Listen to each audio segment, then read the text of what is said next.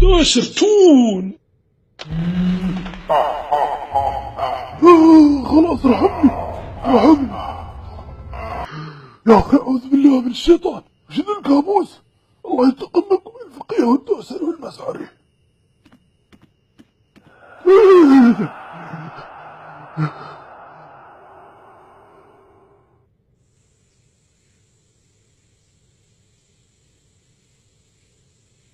هلا بأبناء الوطن. أبغى أستخرج بعض الأوراق الرسمية. إيه زين، لكن الموظفين اليوم كلهم في إجازة. تعال بعد أسبوع ويكون كل شي جاهز. سيدي ولي العهد، مثل ما طلبت حصلنا المعارض وخبرناه يروح يرجع، وحددنا له الموعد. دعيتكم اليوم لأني أعرف خبرتكم الطويلة.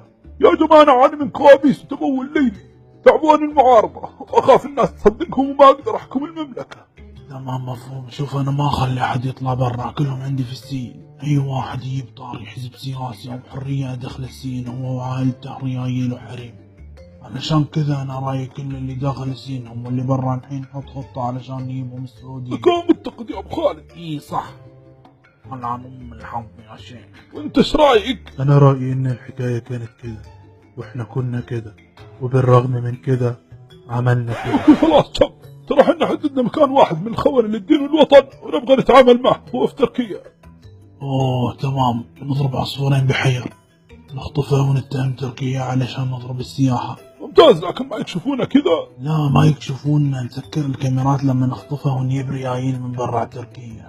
الحين المطلوب منك توفر طبيب تخدير وفريق للخطف مكون من 15 شخص، طرش 8 منهم من دبي والبقية للقاهرة علشان يدربهم. هذه فرصتي، أنا كنت طبيب تخدير أيام زمان وأعجبكم. كذا ممتاز.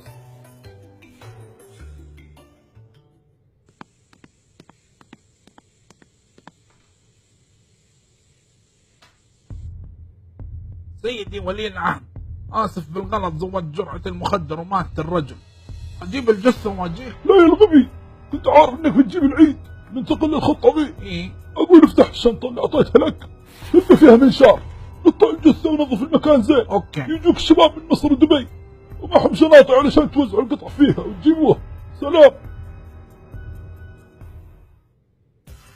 اقول اثنين، نزل خبر فورا على واسف بأنه تم استعادة مطلوب عبر الانتربول علشان تركيا ما تدور المعارض. وش تسوي أنت؟ كذا يثبتون عليك انتهاك سيادة وخطف. والله وكل ما ينشر. اقول اثنين، لا تنشر الخبر. ها وش تقول؟ نشرته؟ زين احذف ظهورا. اوكي سلام.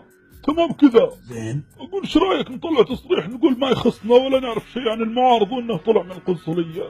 زين، خبر الجبير يصرحون كذا. تمام، برسل له واتس الحين. أقول قطعة اليد 4 قطع، زين كذا لا تبغاها أكثر؟ خليها 5 زين، احب الرقم 5 و15. عملية سهلة، شباب هنا يسمعون أغاني وأنا نظفت الأرض بكلور مكان الدم، تدري لازم. بعد أن أسفرت التسريبات الأمنية تورط الدب الداشر في اغتيال المعارض، أعلن الجميع انسحابهم من المشاركة في مؤتمر دافوس الصحراء في الرياض. ايش نسوي يا ربي؟ ايش نسوي يا ربي؟ بكلم ابوي. لو تحب سيادتك البس القضية بمليار بس. المشكلة ما ينفع. انا ابوي ادري انك مخرف، لكن ساعدني ارجوك. كلم عمار دوان يستر علينا. اقول يا ابوي انا بطلع بيها الاعتراف فضحت الظهر دليل علشان ما يعزلوني، واذا قالوا ليش كذبتم قبل اقول لهم ما كنت اعرف، واذا الاتراك عندهم تسجيل بنروح فيها قلنا.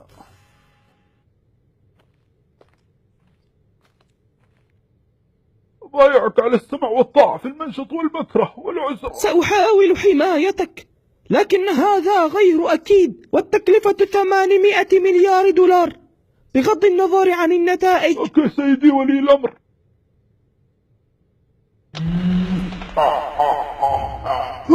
خلاص رحمني.